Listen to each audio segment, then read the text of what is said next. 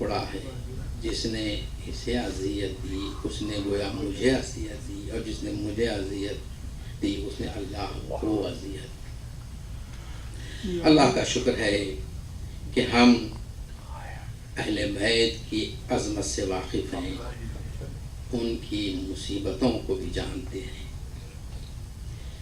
اہل بیت کی معرفت بڑی بڑی کتابیں پڑھنے سے حاصل نہیں ہوتی۔ اہل بیت کی معرفت بڑے مدرسے، دینی مدرسے جانے، پڑھنے یا پڑھانے سے بھی حاصل نہیں ہوتی۔ نمازوں سے بھی اہل بیت کی معرفت حاصل نہیں ہوتی۔ روزے اور خانہ کعبہ کے طواف سے بھی ان کی معرفت حاصل نہیں ہو سکتی۔ قرآن رٹ لینے سے بھی ان کی معرفت نہیں آتی۔ حتیٰ رسول اللہ کے پہلو میں بیٹھ کر صحابیت کا ٹائٹل لینے سے بھی یہ معرفت نہیں آتی۔ اس کا مطلب یہ نہیں کہ میں خدا نخواستہ ان عظیم چیزوں کی نفی کر رہا ہوں، نہیں، حقیقت یہ ہے کہ اگر ان کی معرفت ہو اور اس کے بعد علم حاصل کیا جائے تو وہ علم فائدہ پہنچاتا ہے، وہ علم دل کو نورانی کرتا ہے۔ اگر ان کی معرفت ہو اور اس کے بعد علم کی زکوٰۃ دی جائے تو آخرت بنتی ہے۔ اگر ان کی معرفت ہو اور اس کے بعد نماز پڑھی جائے تو وہ نماز معراج مومن ہوتی ہے۔ اگر ان کی معرفت ہو اور اس کے بعد روزہ رکھا جائے تو تقویٰ لاتا ہے۔ اگر ان کی معرفت ہو اور اس کے بعد حج انجام دیا جائے تو بصیرت حاصل ہوتی ہے۔ اگر ان کی معرفت ہو اور قرآن پڑھا جائے تو رموز روشن ہوتے ہیں۔ اگر ان کی معرفت ہو اور رسول کی صحبت میں بیٹھا جائے تو ابو ذر و سلمان بنتے ہیں۔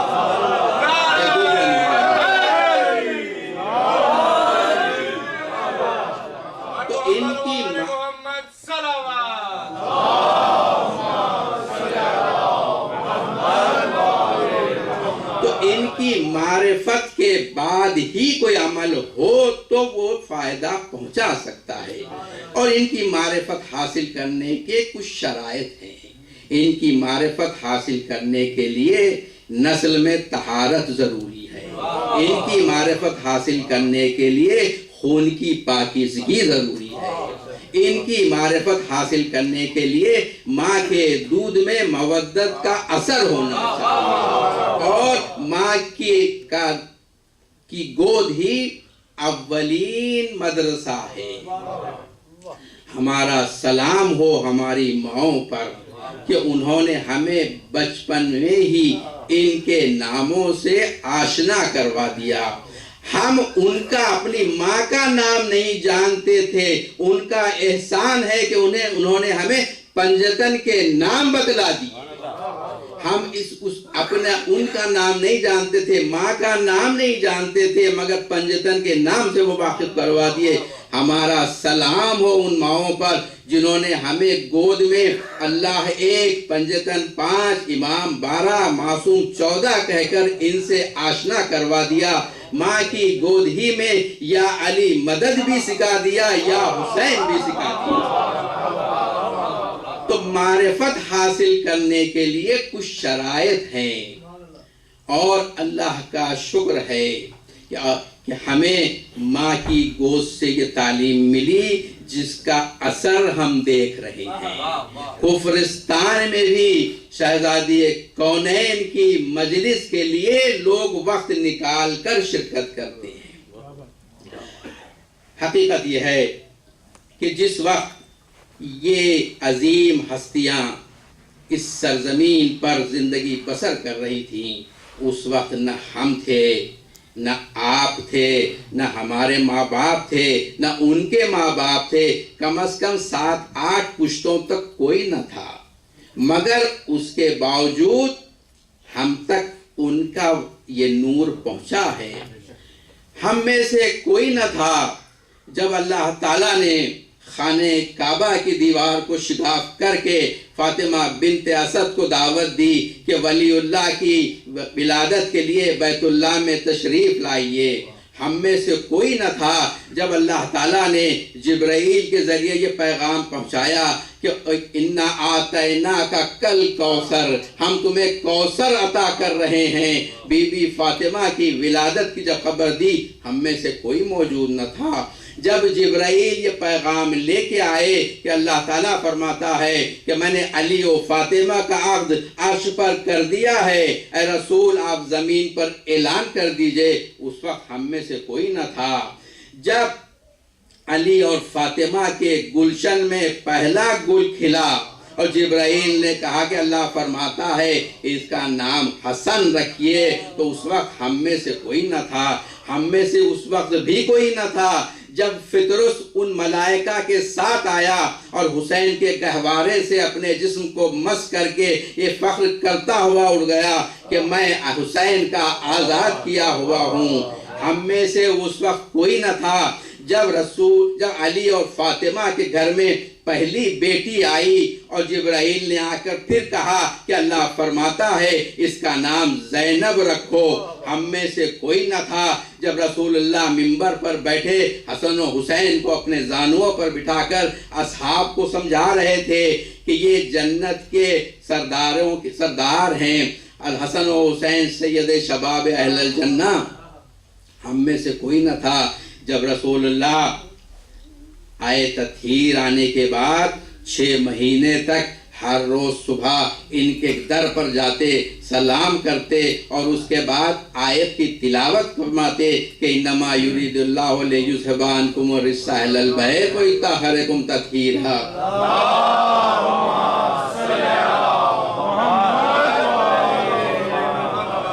ہم میں سے کوئی نہ تھا وہ منظر دیکھے جب جنگ احد میں مولا علی کی تلوار ٹوٹی اور جبرائیل ذوالفقار لے کر قصیدہ پڑھتے ہوئے اترے کہ لا فتح الا علی لا سیف الا ذوالفقار۔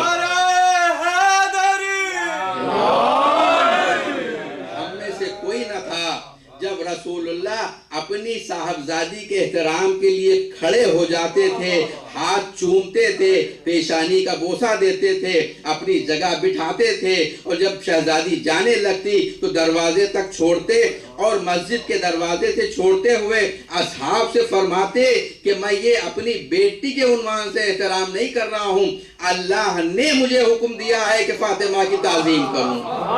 ہم میں سے کوئی اس وقت نہ تھا جب رسول اللہ نے فرمایا کہ فاطمہ تو بضعۃ منی من آذاہا فقط آذانی ومن آذانی فقط آذا اللہ، کی کوئی نہ تھا مگر اللہ کا کرم ہم پر تھا کہ ہمارے اور ان واقعات کے درمیان 1400 سال کا فاصلہ تھا، 14 صدیوں کی تاریخ تھی، اندھیری تاریخ تھی، ڈارک تاریخ تھی، مگر ہم نے اللہ نے ہمیں توفیق دی، ہم نے آج سے 1400 سال پہلے مدینے کے اس چھوٹے گھر کو دیکھ لیا جو بزرگی میں ساری کائنات سے بڑا تھا، اور اس سے نکلنے والے اس نور کو بھی دیکھ لیا جو رسول کی بزم میں بیٹھے والے متعصب اور ملعون قسم کے اصحاب نہ دیکھ سکے، ہم وہ نور دیکھ سکے اور اس گھر سے وابستہ ہو گئے، اور ہمیں اس بات کا یقین ہو گیا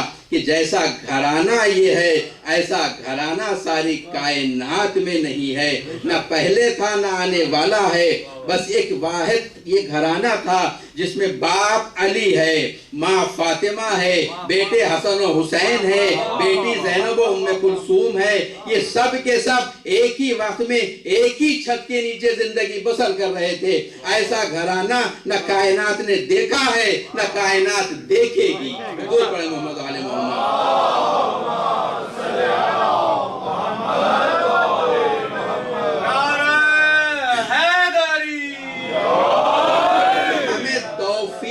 اللہ نے دی کہ ہم اس گھرانے کو سمجھیں، اس گھرانے کے تعلق سے یقین پیدا کریں کہ ایسا گھرانہ نہ آدم سے لے کر اس وقت تک ہوا تھا نہ اس وقت سے لے کر آج تک ہوا ہے. بس یہ ایک ہی گھرانہ ہے کہ جس میں باپ علی ہے، ماں فاطمہ ہے، بیٹے حسن و حسین ہیں اور بیٹیاں زینب و ام کلثوم ہیں. ایک ہی وقت میں ایک ہی چھت کے نیچے زندگی بسر کر رہے ہیں. ہمیں توفیق ہوئی کہ ہم اس چوکھٹ سے منسلک ہو جائیں. ہم اس در سے، اس گھر سے اس طریقے سے وابستہ ہو گئے کہ نہ ہمیں موت ہٹا سکی، نہ حادثات ہٹا سکے، نہ بیت المال کی لالچ ہمیں ہٹا سکی، نہ جان کا خوف انہیں ہٹا سکا. آج بھی ان کے تذکرے کے لیے ہم مال کی، جان کی، اولاد کی قربانی دے رہے ہیں اور انشاءاللہ دیتے رہیں گے. ایک دوست پڑھیں محمد والے محمد. جس طرح یہ گھرانہ عجیب ہے، اسی طرح اس گھرانے کے چاہنے والے بھی عجیب ہیں. چاہنے والوں نے بھی ان سے محبت کی، ان سے عشق کیا. عشق اس طرح کیا کہ اولاد ان کے فضائل بیان کرنے میں زبانیں کٹوا دی، ان کی زیارت کے لیے ہاتھ پیر کٹوا دیے اور ان کے لیے نذرانہ پیش کیا، مال کا، جان کا، اولاد کا. اپنے گھر نہ بنائے، عزا خانے بنائے، اپنے مقبرے تعمیر نہیں کیے، ان کے روضوں کے لیے اپنا سرمایہ لگا دیا. اور جن میں جو صلاحیت تھی اس نے وہ صلاحیت بروئے کار لائی. جتنی منقبتیں، جتنی کتابیں، جتنے سلام، جتنے مرثیے، جتنے سود و سلام ان کے لیے کہے گئے، اس کا 1% بھی کسی اور شخصیت کے لیے نہیں کہا گیا. تو چاہنے والوں نے بھی اپنی حد الامکان کوشش کی کہ ان کے ساتھ جیسی محبت کرنی ہے ویسی محبت کریں. اور دشمن ملعونوں نے بھی جو ظلم کیے اس کی بھی حد نہیں ہے. اگر انہیں موقع نہ ملا کہ ان کو نقصان پہنچائیں تو ان کے روضوں کو ڈھا دیا گیا. دشمنوں نے بھی دشمنی میں کوئی کسر اٹھا نہ رکھی. واقعہ کربلا سے زیادہ ظلم کا واقعہ آپ تاریخ میں نہیں دیکھ سکیں گے. ان کے ظالم بھی، ان کے ظلم دشمن بھی ایسے ظالم تھے. میں نے جو عرض کیا کہ ہمیں ان کی معرفت حاصل ہوئی، اس کا مقصد یہ نہیں ہے کہ ہم نے ان کی معرفت حاصل کی جو حق تھا، نہیں، ایسی بات نہیں ہے. کہنے کا مقصد یہ ہے کہ ہم نے ان کی عظمت کو سمجھا اور ان 14 کو یا ان 16 کو یا ان 18 کو ساری دنیا سے الگ کر کے سمجھا اور یہ عقیدہ رکھا کہ جیسے یہ ہے ایسا کوئی نہیں ہے. ہم نے جو معرفت حاصل کی وہ یہ تھی. حقیقی معرفت ان کی تو وہی جانے جس نے ان کو خلق کیا ہے، یا وہی جانے جو ان جیسے ہیں. ہم نے یہ سمجھا کہ ان کی بلندی یہ ہے. ہو سکتا ہے جسے ہم بلندی سمجھ رہے ہیں، ان کی بلندی شاید یہاں سے شروع ہوتی ہو. یہ ہم نے جو اپنی عقل میں جو بات آئی، ہم نے یہ جانا کہ یہ جو 14 ہیں ایسا کوئی نہیں کائنات میں. تو یہ ہماری معرفت ہے. اور حقیقت یہ ہے کہ اللہ کے ہمارے بڑے بڑے علماء نے یہ بیان کیا کہ ان کی معرفت حاصل کرنا ناممکن ہے.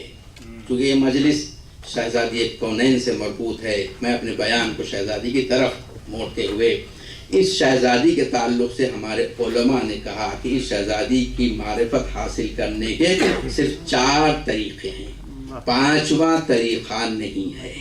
انہوں نے کتاب لکھی ما ادراکا ما فاطمہ. جس طریقے سے سورہ قدر ہے ما ادراکا ما لیلۃ القدر، اس طرح کتاب لکھی تم کیا جانتے ہو کہ فاطمہ زہرا کیا ہے. کہا کہ 4 طریقے ہیں. یا تو قرآن میں عظمت تلاش کیجئے، قرآن سے معرفت حاصل کیجئے. دوسرا طریقہ یہ کہ یا رسول کے ارشادات سے ان کی معرفت حاصل کیجئے، یا پھر مولا علی اور ان کی اولاد سے ان کی معرفت حاصل کیجئے، یا پھر چوتھا طریقہ یہ کہ تاریخ میں جو کارنامے اس بی بی نے انجام دیے ہیں ان سے اس بی بی کی معرفت حاصل کیجئے، اور اس کے علاوہ پانچواں راستہ نہیں ہے۔ یہ اتنی عظیم شخصیت ہے کہ ان کی معرفت انسان حاصل نہیں کر سکتا۔ میں اپنی اور آپ کی بات نہیں کر رہا ہوں، علماء اسلام نے کہا ہے کہ ان کی معرفت حاصل نہیں کی جا سکتی۔ قرآن سے معرفت کیسی حاصل کی جائے؟ قرآن کی آیتوں سے ان کی معرفت حاصل کی جائے۔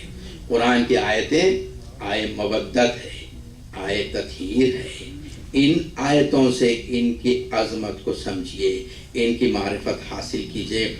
آئے تطہیر آپ سب جانتے ہیں، آئے تطہیر کا مرکز یہی بی بی ہے۔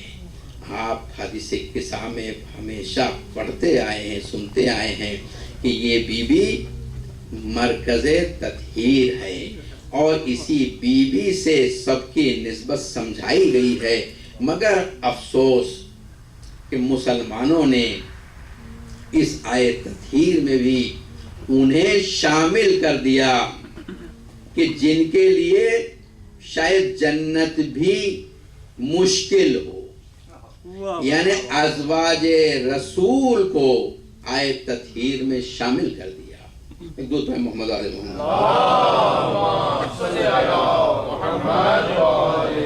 میں آپ حضرات کے لیے، میں خصوصاً نوجوانوں کی خدمت میں مختصر الفاظ میں پیش کرنا چاہتا ہوں کہ اگر کبھی یہ موقع ملے اور یہ گفتگو ہو کہ قرآن میں جہاں پر رسول کے بیویوں کا تذکرہ ہے، رسول کے ازواج کا تذکرہ ہے، وہیں پر آئے تطہیر لکھی ہوئی ہے، لہٰذا رسول کے ازواج آئے تطہیر میں شامل ہیں، تو ہمارے نوجوانوں کو اس کا جواب معلوم ہونا چاہیے۔ بزرگ ہمارے مجھ سے بہتر جانتے ہیں، ایک دو پر میں آپ کی خدمت میں عرض کروں۔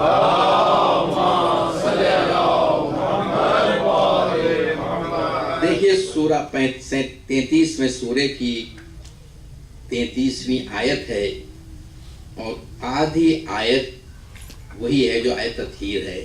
انما یرید اللہ لیذھب عنکم الرجس اہل البیت ویطہرکم تطہیرا۔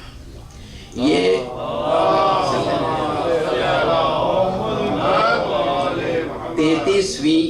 33واں سورہ اور 33ویں آیت، یہ اس کا ایڈریس ہے، یاد رکھیے آپ، 3-3-3-3 12 ہو جاتے ہیں۔ مگر 28ویں آیت سے 34ویں آیت تک رسول کی ازواج کا تذکرہ ہے۔ 28ویں آیت سے رسول کی ازواج کا تذکرہ ہے 34ویں آیت تک، اور 33ویں آیت میں آدھی آیت رسول کی ازواج کے تذکرے کی ہے، اور آدھی آیت میں آیت تطہیر ہے۔ ہمارے علماء کا بیان یہ ہے کہ یہ آیت تطہیر رسول اللہ نے یہاں رکھوائی۔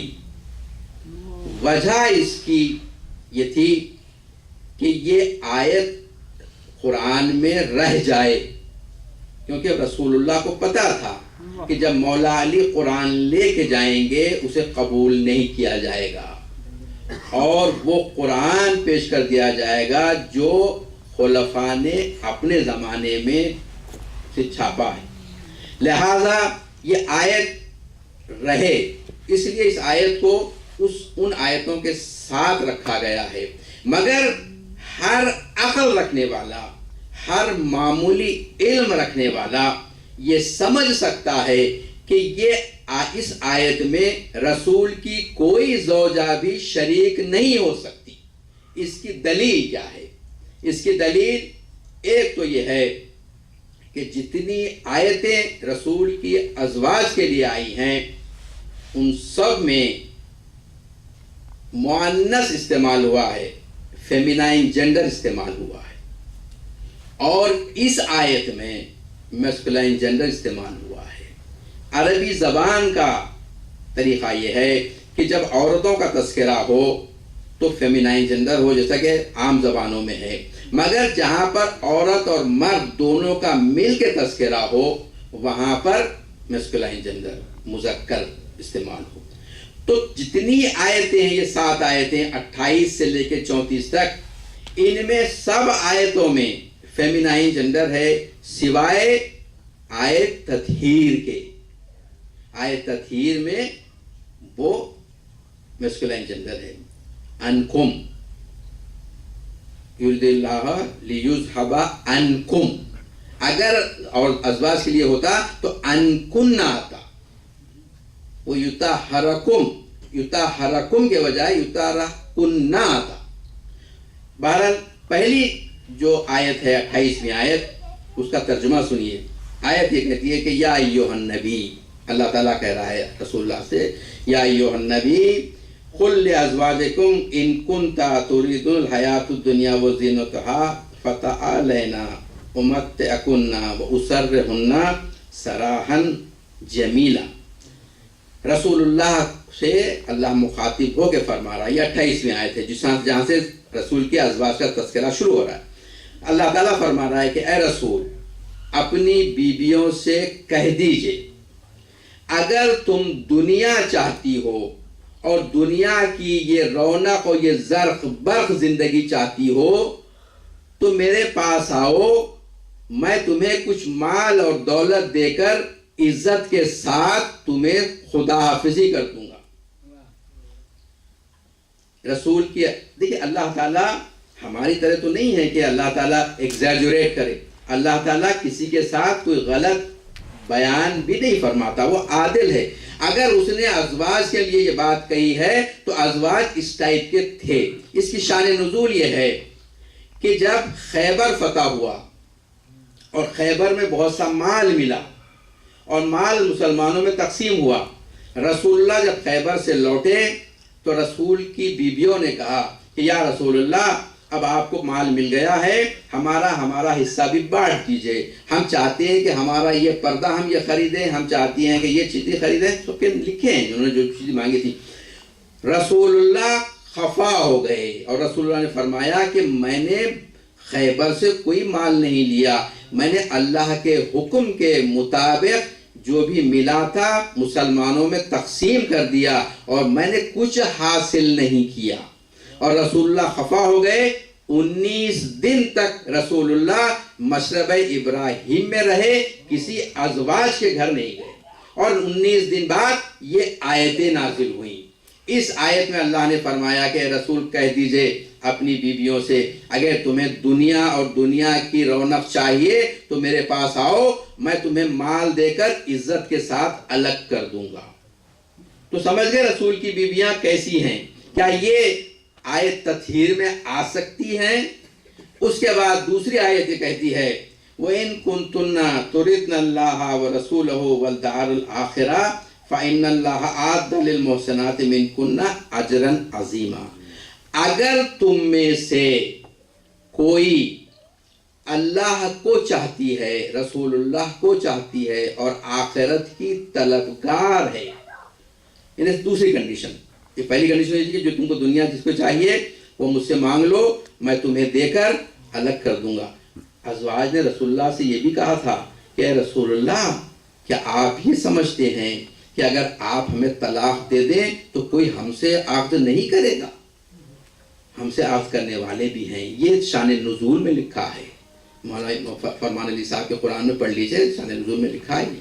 تو دوسری شرط یہ لگائی کہ اگر تمہیں اللہ چاہیے، تمہیں رسول چاہیے، تم آخرت سے محبت رکھتے ہو تو تم میں سے، یعنی سب نہیں، تو تم میں سے جو نیک بیوی ہوگی اللہ کے پاس اس کے لیے اجر عظیم ہے.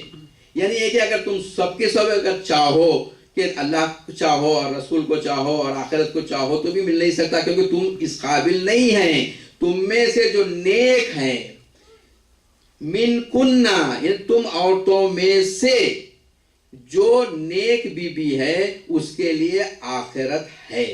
اور اس کے بعد تیسری آیت یعنی آیت نمبر 30 وہ یہ کہتی ہے یا نساء النبی. رسول اللہ کی بیویوں کو جب اللہ مخاطب کر رہا ہے تو ان کو اہل البیت نہیں کر رہا ہے، وہ کر رہا ہے نساء النبی، نبی کی بیویوں، نبی کی عورتوں، یا نساء النبی. بس مسلمانوں کو دھوکہ نہ دیجئے کہ اہل البیت جو کہا گیا ہے وہ رسول کی بیویوں کے لیے کہا نہیں. رسول کی بیویوں کے لیے قرآن میں جو لفظ ہے اللہ نے جو کہا ہے وہ کہا ہے یا نساء النبی، اے نبی کی عورتوں، من یاتی منکن بفاحشۃ مبینۃ یضاعف لها العذاب الضعفین، تم میں سے جو کوئی، اے رسول کی بیویوں، تیسری آیت، اے رسول کی بیویوں، تم میں سے جو کوئی ظاہری طور پر گندگی کرے، بری بات کرے، فحش حرکت کرے، تو یاد رکھو تمہارا گناہ بھی تو برابر ہے، اور وَكَانَ لَكَ عَلَى اللَّهِ يَسِيرًا، اور یہ اللہ کے لیے آسان ہے.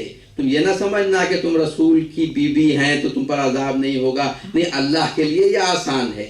اگر تم گناہ کرو گی، اگر تم کوئی فاحش غلطی کرو گی، کوئی فحشہ کرو گی، لفظ فحش میں مبینۃ ظاہرت، تو تم کو دگنی سزا دی جائے گی. تو آپ سمجھتے ہیں رسول کی بیویاں کس اسٹینڈرڈ کی تھیں، یہ کیسے آیت تطہیر میں آ سکتی ہیں. اس کے بعد آیت اللہ نے فرمایا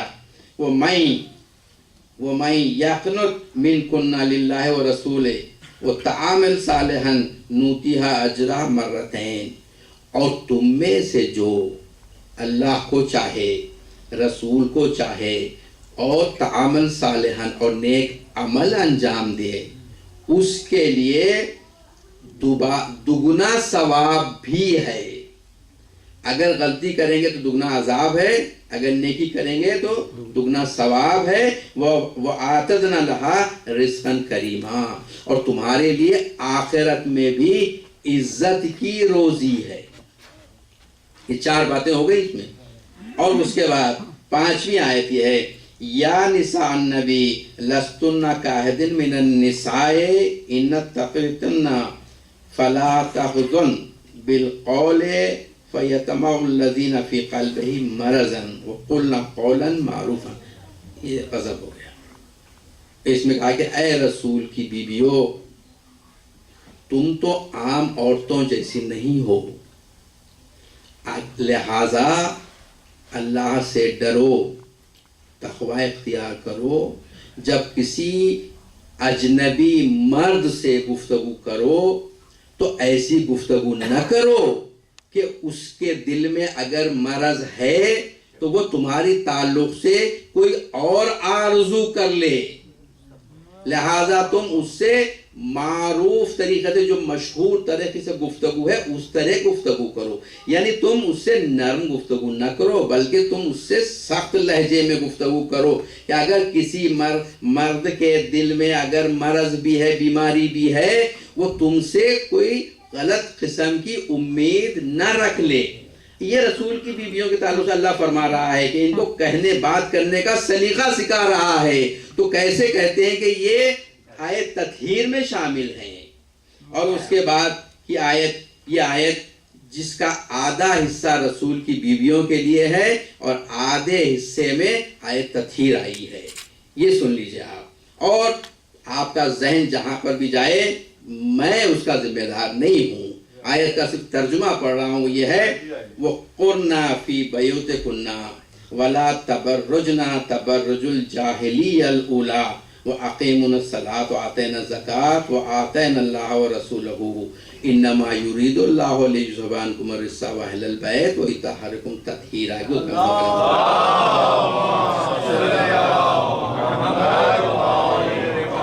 ان دو حصوں کے بیچ میں تا ہے. لفظ تا یعنی کہ وہاں رک جانا ہے. جہاں ازواج کا تذکرہ ختم ہو رہا ہے اس کے بعد رکنا ہے، اس کے بعد اس آیت کو پڑھنا ہے. ازواج کا مطلب کیا ہے؟ وَقَرْنَ فِي بُيُوتِكُنَّ، تم اپنی گھر میں بیٹھی رہو. وہ تبرج الجاہلیت، اور زمانے جاہلیت کی طرح اپنا بناؤ سنگار دکھاتی نہ پھرو، اور نماز پڑھو، زکوٰۃ دو، اور اللہ اور رسول کی اطاعت کرو. اور یہ ان کا تذکرہ ختم ہوا. اس کے بعد دوسرا حصے میں یہ ہے انما یرید اللہ لیذھب عنکم الرجس اہل البیت ویطہرکم تطہیرا. یہاں پر لفظ اہل البیت ہے، وہاں پر نساء النبی تھا. اسے رسول اللہ نے اسی لیے رکھا کہ اگر یہ نہ رکھی جائے تو شاید یہ منافق اسے قرآن سے نکال دیں، تاکہ اس میں اہل بیت کا تذکرہ ہے۔ اب یہ دھوکے میں لوگوں کو دھوکہ دیتے ہیں، مگر وہاں پر ساری فیمینائن جنڈر تھا، کنہ کنہ کنہ کنہ، یہاں پر انکم انکم انکم مذکر ہے، تو یہاں اسے معلوم ہوتا ہے کہ یہ کسی اور کے تعلق سے ہے، وہ کسی اور کے تعلق سے تھا۔ درود پہ محمد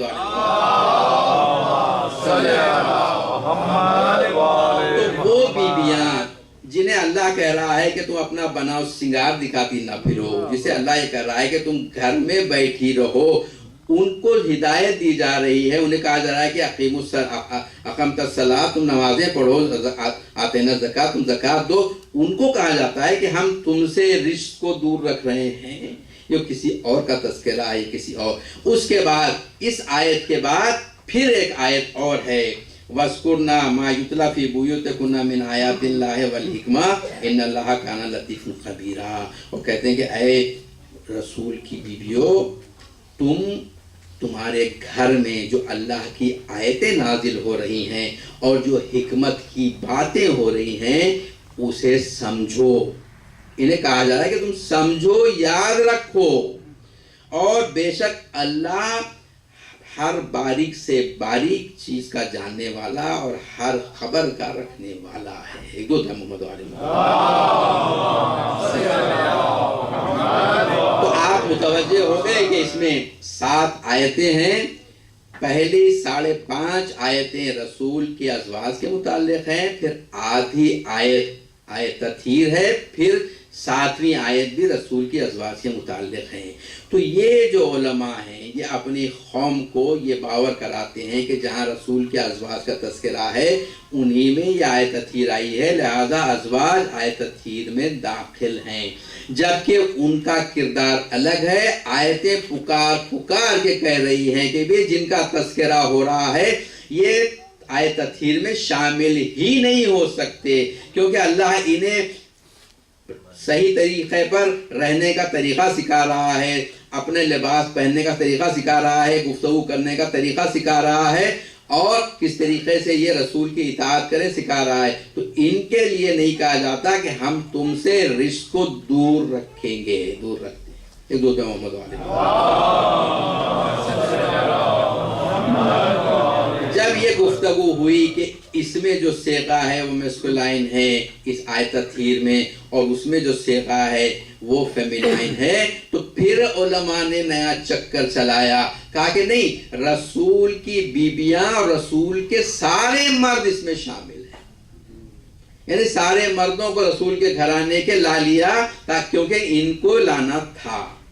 اب سوال یہ نہیں ہے کہ وہ ازواج ہیں یا نہیں، ہم تو نہیں مانتے، مگر وہ یہ ضرور مانتے ہیں کہ ان میں شہزادی کونین ضرور شامل ہیں۔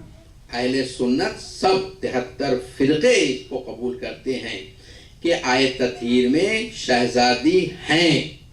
اب ہمارا سوال یہ ہے، اگر آیت تطہیر میں شہزادی ہیں اور اگر کسی نے اس شہزادی سے گواہی مانگی، ان کی صداقت کو مقصد پر رکھنا چاہا، ان کے متعلق آپ کیا فرماتے ہیں؟ کہ دو پہ محمد علیہ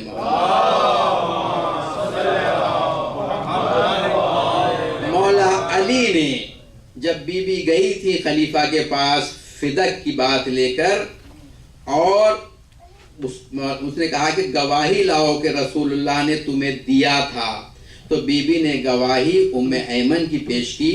ام ایمن رسول اللہ کی کنیز تھی، بی بی کو کنیزی میں ملی، یعنی ارث میں ملی، اور اس کے بعد بی بی نے اس کو ارث میں جو ملی تھی کنیز اسے پیش کیا گواہی کے لیے۔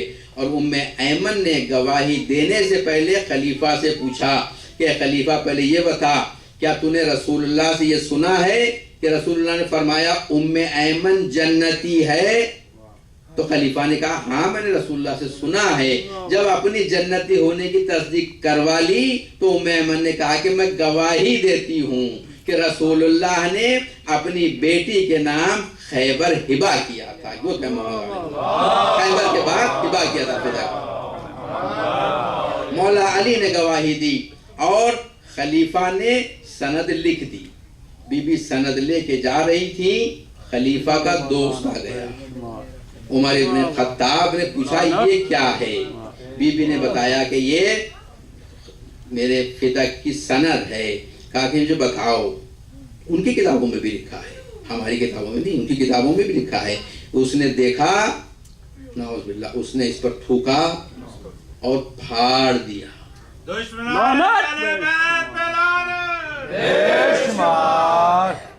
بی بی روتے ہوئے پلٹ گئی. مولا علی تشریف لائے اور مولا علی نے خلیفہ سے پوچھا کہ اے خلیفہ یہ بتاؤ تم کیوں فاطمہ سے مسلمانوں جیسا برتاؤ نہیں کر رہے ہو؟ خلیفہ نے پوچھا کہ میں مسلمانوں جیسا برتاؤ کیا ہوتا ہے؟ کہا کہ اگر فرض کرو میرے قبضے میں کوئی چیز ہے اور کوئی دوسرا شخص اس بات کا دعویٰ کر رہا ہے کہ جو علی کے قبضے میں ہے وہ میرا ہے, تو تم گواہی مجھ سے مانگو گے یا اس سے مانگو گے جو دعویٰ کر رہا ہے؟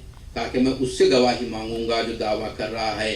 کہا کہ پھر فدق 3 سال سے فاطمہ کے قبضے میں تھا, تم فاطمہ سے گواہی کیوں مانگ رہے ہو؟ جو تم گواہی فاطمہ سے نہیں مانگ سکتے کیونکہ فاطمہ کے قبضے میں ہے, یہ گواہی ہے اس بات کی.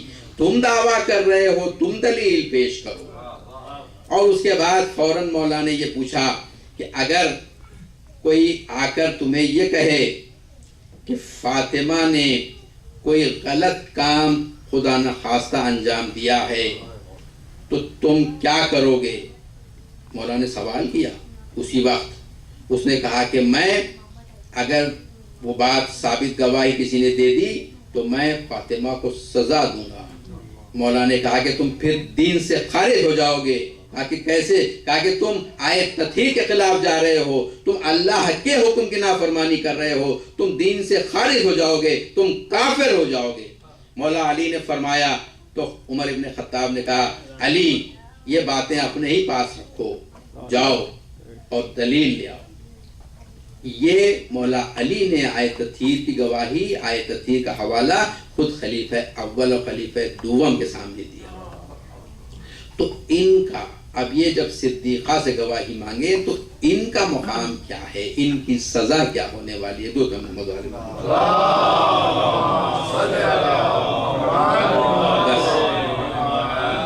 بس میں اپنا رائے بیان کر چکا. بی بی کی مصیبت بیان کرنا ہے, اور بی بی کی مصیبت اس وقت سے شروع ہوئی جب بی بی نے خواب دیکھا. بی بی نے خواب دیکھا کہ قرآن پڑھ نہیں ہے, اور ایک مرتبہ قرآن ہاتھوں سے غائب ہو گیا. بی بی نے بابا سے کہا بابا میں نے خواب دیکھا ہے, میں قرآن پڑھ رہی ہوں اور قرآن میرے ہاتھوں سے غائب ہو گیا. رسول اللہ نے فرمایا بیٹی وہ قرآن میں ہوں اور میں قریب اس دنیا سے اٹھ جاؤں گا. اور وہیں سے بی بی کی مصیبتوں کا سلسلہ شروع ہوا. پہلی مصیبت تو یہی ہوئی کہ رسول کا سایہ اٹھ گیا, اور رسول کا سایہ اٹھنے کے بعد اہل بیت پر جو سب سے بڑی مصیبت آئی وہ یہ آئی کہ حسن و حسین زینب و ام کلثوم بے ماں کے ہو گئے. رسول اللہ کا سایہ اٹھا, رسول اللہ کی آنکھ بند ہونے کی دیر تھی کہ مسلمان سقیفہ میں جمع ہو گئے, اور رسول اللہ کو ابھی غسل دیا جا رہا تھا اور خلیفہ کا انتخاب ہو گیا, اور اس کے بعد یہ خلیفہ بنا دیے گئے. اور بی بی کو دوسرا غم لگا کہ یہ لوگ جن کی خود ہدایت نہیں ہوئی یہ قوم کی ہدایت کرنے کے لیے آ گئے, انہیں خود ہدایت کی ضرورت تھی. بی بی کو اس بات کا غم تھا کہ رسول اللہ نے 23 سال مشقت کر کے کفر اور بت پرستی کو ختم کر دیا تھا, اور بی بی امید کرتی تھی کہ اگر علی آ جائیں تو ظلم اور ستم کا بھی خاتمہ ہو جائے گا. مگر بی بی کی امیدوں پر پانی پھر گیا جب خلافت کا راستہ بدل دیا گیا, اور بی بی کو یقین ہو گیا کہ یہ اختلاف اور گمراہی اور تباہی کا راستہ ہے.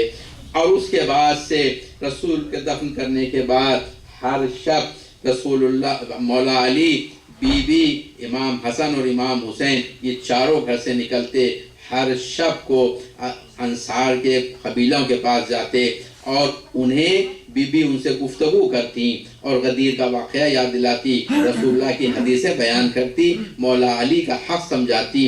مگر ان میں سے 90% لوگ یہ کہتے کہ آپ نے دیر کر دی، اگر پہلے آپ آتے تو ہم علی کے ہاتھ پر ہی بیعت کرتے۔ مولا علی فرماتے کیا میں رسول کے جنازے کو چھوڑ کر اپنی ولایت کے لیے آتا تمہارے پاس؟ اور اس کے بعد جب یہ تیزی سے یہ قبیلوں کے پاس جانے لگے تو خلیفہ اور خلیفہ کے ساتھیوں کو یہ فکر لگی کہ علی کے پاس اگر مال دنیا سے کچھ رہے تو لوگ دنیا کے طلبگار ہیں، علی کے پاس لوگ جمع ہو جائیں گے، تو فوراً پلاننگ کی گئی کہ ان کے ہاتھ سے بیت المال، ان کے ہاتھ سے فدق چھین لیا جائے، ان کے پاس مال دنیا سے کچھ نہ رہے۔ فدق کی 24,000 دینار کی آمدنی تھی، رسول اللہ نے یہودیوں کو یہ فدق واپس کر دیا تھا یہ کہہ کر کہ سالانہ 24,000 گولڈ کائن ہمیں دے دیا کرو۔ جو اناج ہوتا ہے آدھا اناج وہ لے جاتے تھے اور آدھے اناج کی قیمت رسول اللہ کو ادا کیا جاتا تھا، اور بی بی انہیں ایک شب کی غذا اپنے پاس رکھ کر باقی سارا سامان، سارا مال، سارا اناج تقسیم کر دیا جاتا تھا۔ تو جب فدق چھین لیا گیا، اب جب فدق لے لیا گیا تو اس کے بعد بی بی گئی ہیں فدق کے لیے، پہلے تو انہوں نے گواہی مانگی، پھر اس کے بعد بی بی نے جب دوسری مرتبہ پہنچی اور کہا کہ اچھا اگر رسول، تم یہ کہتے ہو کہ رسول اللہ نے فدق کو مجھے نہیں دیا تھا بلکہ فدق رسول اللہ کے پاس ہی تھا، تو میں رسول کی بیٹی ہوں، مجھے ارث کے عنوان سے ملنا چاہیے۔ اگر رسول اللہ نے نہیں بھی دیا ہے، چونکہ رسول اللہ کی پراپرٹی تھی، اب رسول اللہ کی میں بیٹی ہوں تو مجھے ملنا چاہیے۔ تو پھر جھوٹی حدیث گھڑی گئی کہ ہم انبیاء نہ کسی کے وارث ہوتے ہیں نہ کوئی ہمارا وارث ہوتا ہے، جو کچھ ہم چھوڑتے ہیں وہ صدقہ ہوتا ہے۔ تو بی بی نے قرآن سے آیت پڑھی کہ زکریا نے دعا کی کہ پروردگار مجھے ایک بیٹا عطا کر جو میرا بھی وارث ہو، آل یعقوب کا بھی وارث ہو۔ پھر اس نے وہی جھوٹی حدیث سنائی، پھر بی بی نے قرآن کی آیت پڑھی کہ وہ ورثہ سلیمان داؤد، ہم نے سلیمان کو داؤد کا وارث بنایا۔ اس کے بعد بھی پھر جھوٹی حدیث پڑھی، پھر بی بی نے کہا کہ مرد کے لیے عورت کے 2 برابر حصے رکھے ہیں قرآن میں، کہا کہ کیا میں اپنے باپ کے دین پر نہیں ہوں تو مجھے اپنے باپ کا وارث قرار نہیں دیتے؟ مگر اس نے پھر جھوٹی حدیث کا سہارا لیا اور اپنی بیٹی اور عمر ابن خطاب کی بیٹی، دونوں بیٹیوں نے جو رسول اللہ کی ازواج تھی، دونوں نے گواہی دی خلیفہ کی کہ ہاں ہم نے رسول اللہ سے سنا ہے کہ ہم نہ تو وارث ہوتے ہیں نہ کسی کو وارث بناتے ہیں۔ تو اس کے بعد اس بی بی کے حق میں یہ ظلم کیا گیا۔ جب تیسری خلافت آئی تو تیسرے خلیفہ نے ان کے ساتھ بھی مذاق کیا، ان کو جو بیت المال سے مال ملتا تھا دونوں کو روک دیا۔